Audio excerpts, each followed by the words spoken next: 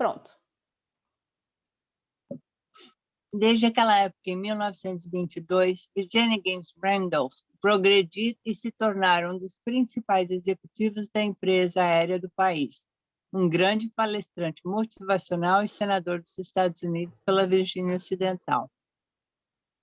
35 anos depois de ter aquele discurso, foi um prazer retornar a Salem College em 1957 como orador do bacharelado.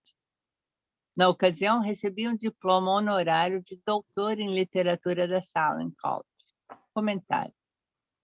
Para o começo da leitura do próximo capítulo, os editores gostariam de reforçar a declaração anterior, de que o que você está lendo não é só uma coleção de teorias das quais pode escolher o que quiser. Os 13 princípios de sucesso foram comprovados por experiências da vida real de uma longa lista de pessoas famosas e bem-sucedidas citadas anteriormente por Napoleão Hill. As técnicas também são praticadas e endossadas pelos especialistas contemporâneos e autores que os editores mencionaram, seguindo a lista de Hill. Mais de 60 milhões de pessoas compraram o livro que você tem agora em mãos. Se esse livro teve tanto sucesso, certamente você deve dar a si mesmo a chance de ele para trabalhar para você. Leia. Não questione. Faça isso.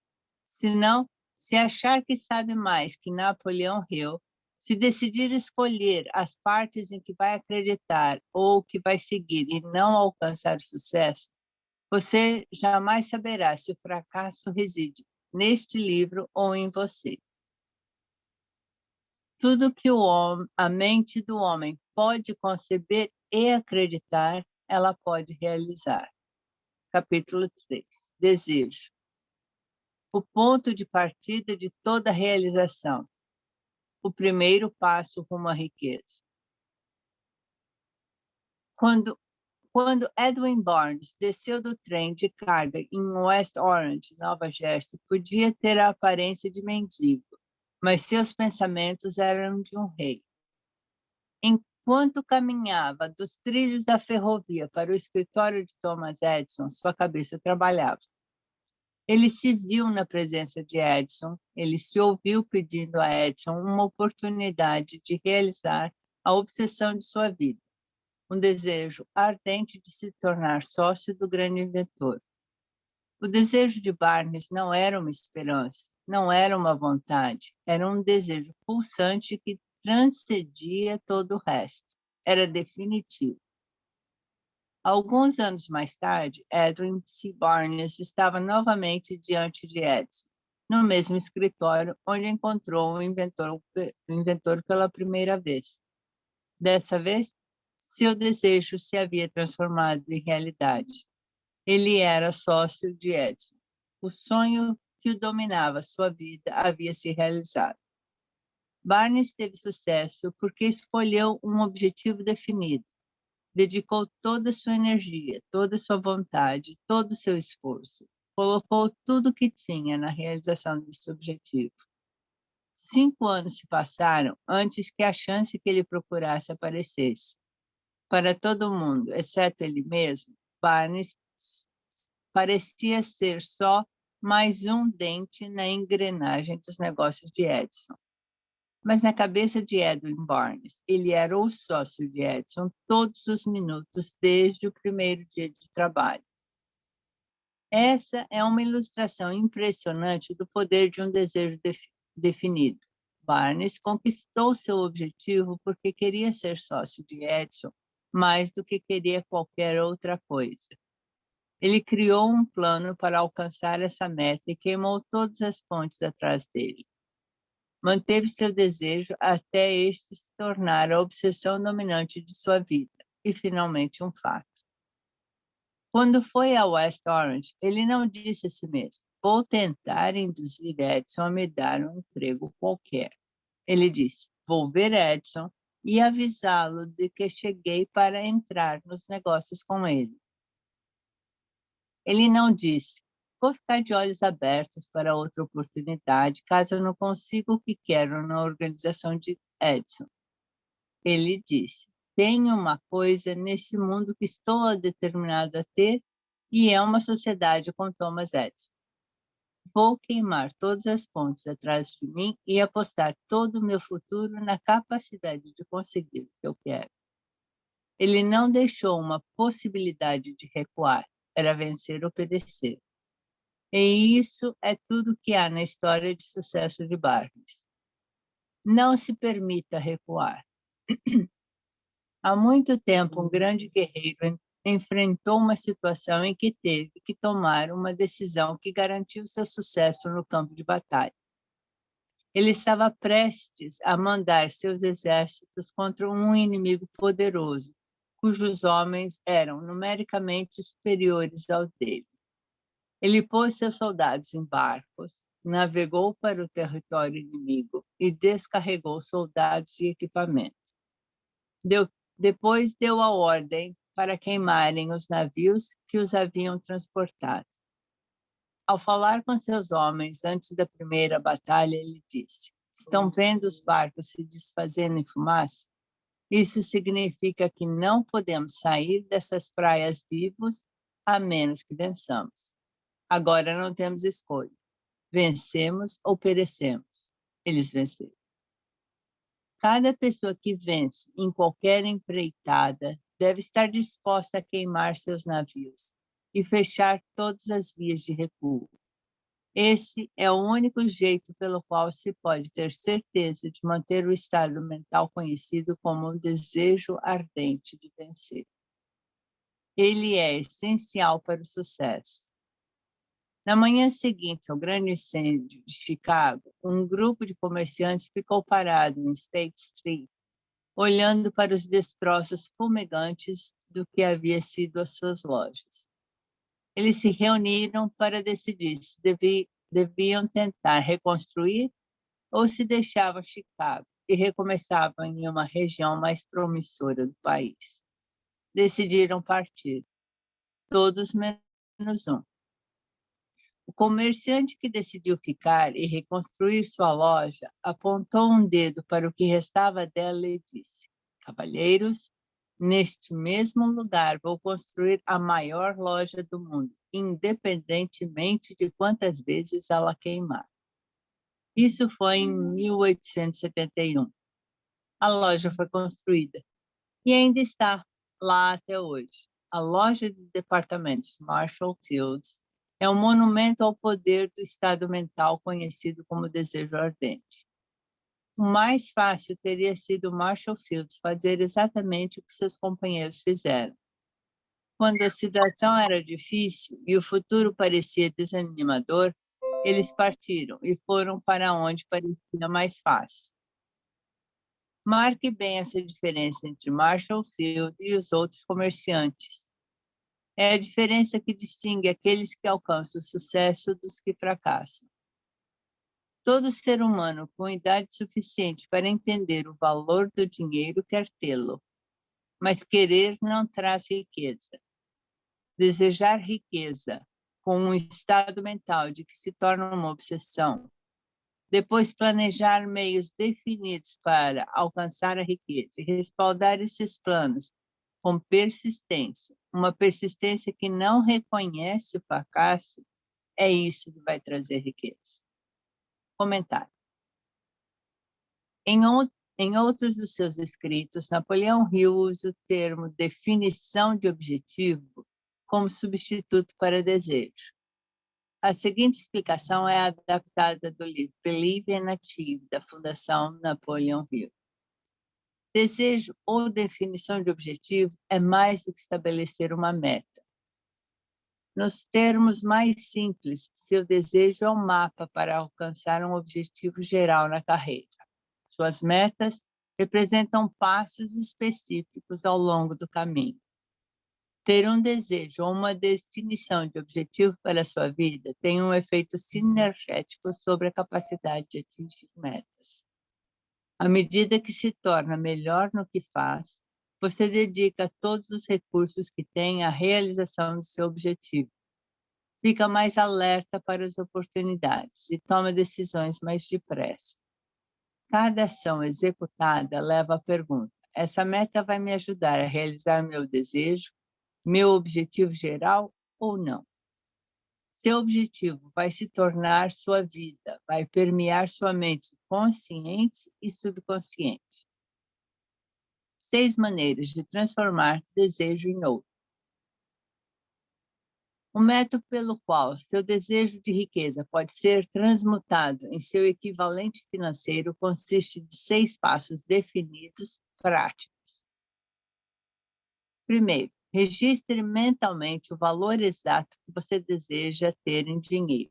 Não é suficiente dizer apenas, quero ter bastante dinheiro. Defina o valor. Existe uma razão psicológica para essa definição e ela será explicada nos próximos capítulos. 2. Determine exatamente o que você pretende dar em troca do dinheiro que deseja. Não existe uma realidade do tipo algo a troco de nada. Terceiro, estabeleça uma data definida para quando pretende ter o dinheiro que deseja. Quarto, crie um plano definido para realizar seu desejo. Comece imediatamente, seja você pronto ou não, a pôr este plano em prática. Quinto, anote tudo.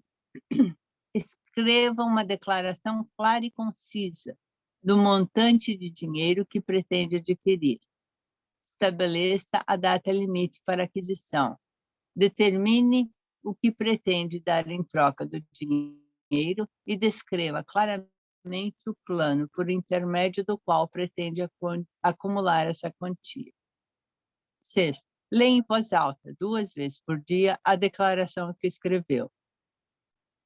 Leia uma vez pouco antes de deitar para dormir e leia uma vez de manhã, depois de se levantar. Enquanto lê, veja, sinta e acredite que o dinheiro já é seu. É importante que você siga as instruções desses 6 passos. É especialmente importante que observe e siga as instruções do 6º passo. Você pode reclamar que é impossível se ver dono do dinheiro antes de realmente tê-lo. É aí que o desejo ardente vai te ajudar. Se você realmente deseja dinheiro com tanta intensidade que seu desejo se torna uma obsessão, não vai ter dificuldade para se convencer de que o terá. O objetivo é querer dinheiro e ficar tão determinado a tê-lo que você se convence de que o terá. Se você não estudou o funcionamento da mente humana, essas instruções podem parecer impraticáveis. Pode ser útil saber que a informação que ela transmite me foi dada por Andrew Carnegie, que se tornou um dos homens mais bem-sucedidos na história norte-americana. Carnegie começou como um trabalhador comum nas usinas de aço, mas conseguiu, apesar do começo humilde, fazer esses princípios renderem uma fortuna de consideráveis mais de 100 milhões. Em termos atuais, o valor da fortuna de Carnegie seria de 20 bilhões de dólares, pelo menos, e provavelmente muito mais. Também pode ser útil saber que os 6 passos foram cuidadosamente examinados pelo famoso inventor e empresário de sucesso Thomas Edison. Ele deu seu carimbo de aprovação, dizendo que os passos são essenciais, não só para acumular dinheiro, mas para a realização de qualquer objetivo. Comentário. Na época em que Napoleão Hill escreveu essas palavras, os avanços em nossa compreensão da fisiologia do cérebro e da psicologia da mente haviam proporcionado uma compreensão muito maior da motivação humana. Ainda assim, os métodos usados pelos modernos especialistas motivacionais são essencialmente as mesmas técnicas aconselhadas por Hill. Pesquisas confirmam que há sólida básica psicológica para fazer como Hill aconselha. ser bem específico quanto a estabelecer objetivos, executar a ação física de anotar esses objetivos no papel e repetir seu objetivo estabelecido em voz alta para si mesmo frequentemente. Essas técnicas conquistaram uma ampla aceitação entre os especialistas modernos do campo. O princípio psicológico em ação é semelhante àquela subjacente à autossugestão e à auto-hipnose, que serão discutidas mais profundamente no capítulo 5, a autossugestão, e no capítulo 13, a mente subconsciente. A instrução de Hill para se ver como você será quando já tiver alcançado seu objetivo, também é uma técnica específica. Hoje ela costuma ser ensinada por especialistas em motivação com o nome de visualização criativa. No capítulo 4, sobre fé, e no capítulo 5, sobre autossugestão, Hill explica seu método. Antes de seguir em frente, os editores gostariam de reforçar o conselho de Hill para que suas instruções sejam seguidas ao pé da letra. Os editores sabem que existe por parte do leitor uma tendência para presumir que é suficiente entender um conceito apenas intelectualmente. Quando ler os 6 pontos de Hill, você provavelmente vai se pegar pensando, sim, claro, algumas pessoas podem precisar anotar as coisas, mas não sou criança, já entendi. Ou, tudo bem, entendo que falar em voz alta pode ajudar algumas pessoas menos sofisticadas, mas já entendi a ideia intelectualmente. Se é assim que você pensa, lembre-se de que muitas das pessoas bem-sucedidas que você admira, não se achavam espertas demais ou sofisticadas demais para seguir as instruções de Hill. Os editores destacam mais uma vez que Napoleão Hill acreditava que escrever e falar em voz alta seus objetivos é importante. E se psicólogos e especialistas motivacionais concordam, seria tolice não seguir esse conselho simples. Apenas faça. Os passos não pedem trabalho duro, não pedem sacrifício. Colocá-los em prática não requer muita educação formal, mas os 6 passos requerem imaginação suficiente para ver e entender que o acúmulo de dinheiro não pode ser deixado ao acaso ou para a sorte. Você também deve saber desde já que nunca pode ter riqueza em grande quantidade a menos que consiga criar um desejo intenso por dinheiro e realmente acreditar que o terá. Poder dos grandes sonhos. Se você está na corrida por riqueza, deve ser incentivado pela seguinte verdade: o mundo em que vivemos exige novas ideias, jeitos novos de fazer as coisas, novos líderes, novas invenções e novos métodos, estilos, versões e variações de tudo o tempo todo. Por trás de toda essa demanda por coisas novas e melhores, tem uma qualidade que você deve ter para vencer. E ela é a definição do objetivo. O conhecimento do que você quer e um desejo ardente de tê-lo. Se você realmente deseja riqueza, lembre-se de que os verdadeiros líderes do mundo sempre foram pessoas que aproveitaram e puseram em prática as intangíveis e invisíveis forças da oportunidade. Líderes são as pessoas que convertem essas oportunidades em cidades, arranha-céus, fábricas, transporte, entretenimento e todas as formas de conveniência que deixam as coisas mais fáceis, mais rápidas, melhores ou simplesmente tornam a vida mais agradável. Ao traçar os planos para adquirir sua cota de riqueza, não se deixe diminuir por ninguém por ser um sonhador. Para ganhar o grande prêmio nesse mundo em transformação, você precisa pegar o espírito dos grandes pioneiros, cujos sonhos deram à civilização tudo que ela tem de valor. É esse espírito que serve como sangue da vida do nosso país, sua oportunidade e a minha para desenvolver e divulgar os nossos talentos. Um desejo ardente de ser e fazer é o ponto de partida de onde o sonhador deve começar. Sonhos não nascem da indiferença, da preguiça ou da falta de ambição. Se o que você deseja fazer é certo, e você acredita nisso, vá em frente e faça. Não se importe com o que eles dizem, caso sofra uma derrota temporária. Eles não sabem que cada fracasso traz consigo a semente de um sucesso equivalente. Marconi sonhou com um sistema para enviar o som de um lugar a outro sem o uso de cabos. Você pode se interessar em saber que os amigos de Marconi o levaram sob custódia para ser examinado em um hospital psiquiátrico quando anunciou que havia descoberto um princípio pelo qual podia enviar mensagens pelo ar. Evidências de que ele não sonhou em vão podem ser encontradas em todos os rádios, aparelhos de televisão, telefones celulares, satélites de comunicação e outros equipamentos sem fio no mundo. Felizmente, os sonhadores de hoje vivem melhor. Hoje, o mundo é cheio de oportunidades que os sonhadores do passado nunca conheceram.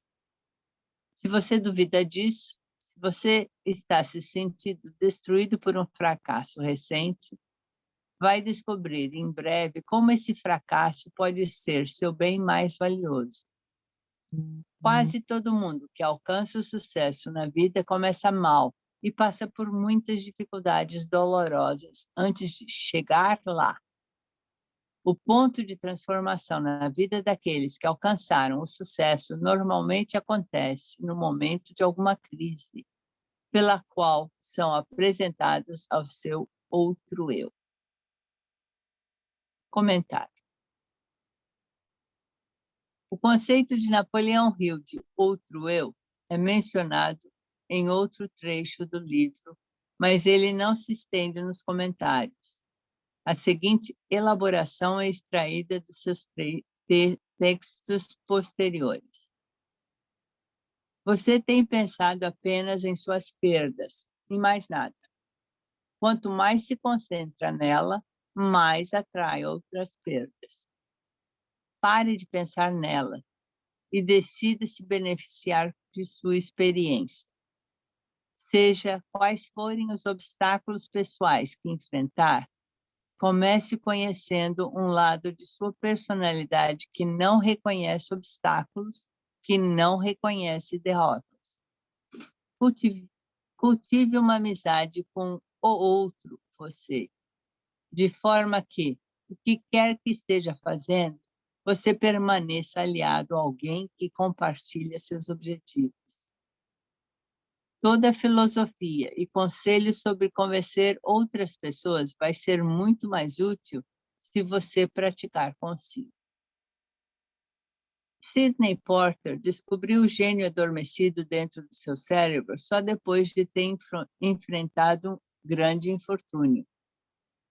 Ele foi condenado por fraude e preso em Columbus, Ohio, e foi lá que conheceu seu outro eu.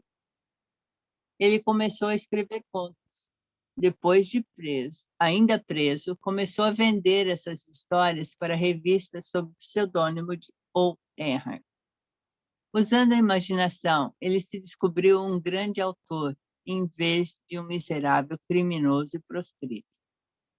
Quando foi solto, O. Henry era o escritor de contos mais popular do país. Comentário.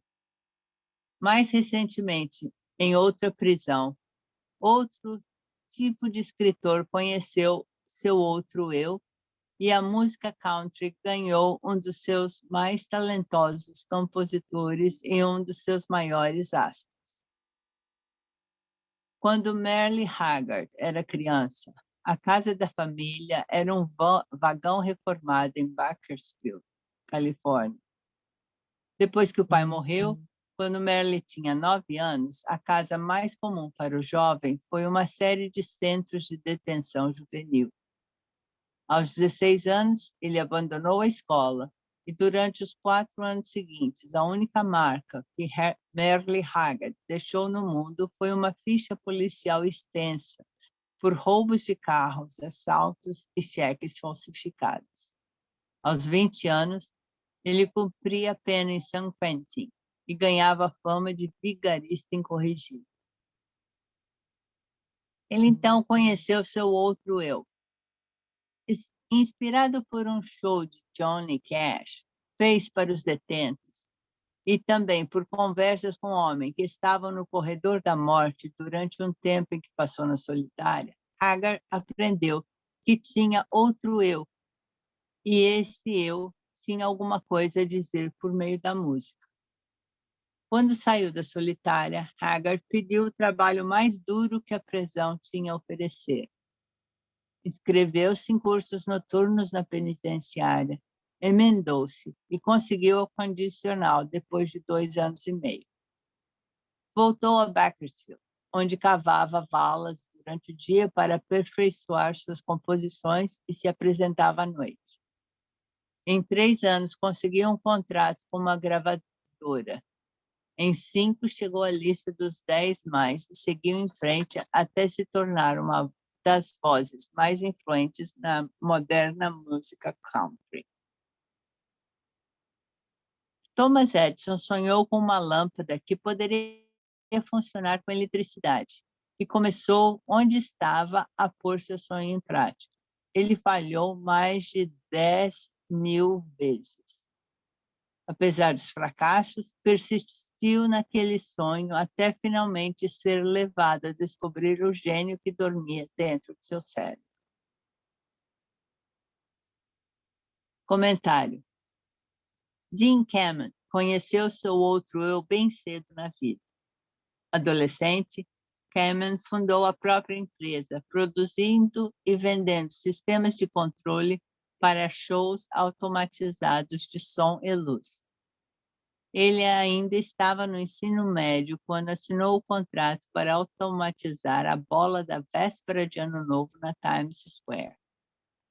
Embora tenha ido para a universidade, não se formou porque estava ocupado demais trabalhando em algo que chamava de autosseringa, a primeira bomba de infusão para administrar terapias medicamentosas.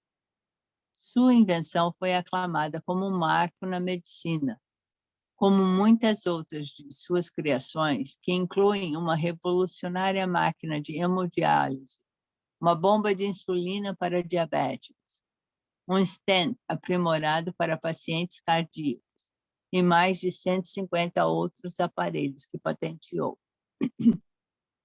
Um dia, vendo a dificuldade que um cadeirante enfrentava para subir na calçada, Kamen decidiu criar um aparelho que liberasse as pessoas confinadas à cadeira de rodas. O resultado é o iBot, um revolucionário equipamento com rodas que usa computadores e um sistema de giroscópios estabilizadores que imitam o funcionamento do corpo humano. Ele não apenas sobe em calçadas, como sobe dessas escadas, percorre quase todo tipo de terreno acidentado e permite ao usuário se levantar e ficar na mesma altura de uma pessoa de pé. E faz tudo isso sem o usuário precisar sair do aparelho ou pedir ajuda a alguém. Em 2001, Kamen chegou às primeiras páginas quando apresentou o Segway, um aparelho de transporte individual baseado em sua tecnologia iBot. É um aparelho de 2 rodas que parece um scooter e se move para frente e para trás, para a esquerda e para a direita, e para, sem o usuário fazer mais do que mover o corpo. É tão sensível que é quase como se obedecesse aos pensamentos do usuário. O Segway pode ser uma invenção que vai mudar o mundo, com possibilidades de aplicação para o trabalho e viagem que desafiam a imaginação. Enquanto escrevemos, o Segway já é utilizado para movimentação em grandes galpões e está sendo testado por departamentos de polícia e funcionários do Correio. Enquanto o Departamento de Trânsito e a Prefeitura debatem sobre se o Segway deve andar na rua ou na calçada, Jim Kamen já tem novo sonho. Dessa vez, o sonho é uma invenção que pode literalmente levar luz a alguns dos recantos mais escuros da Terra.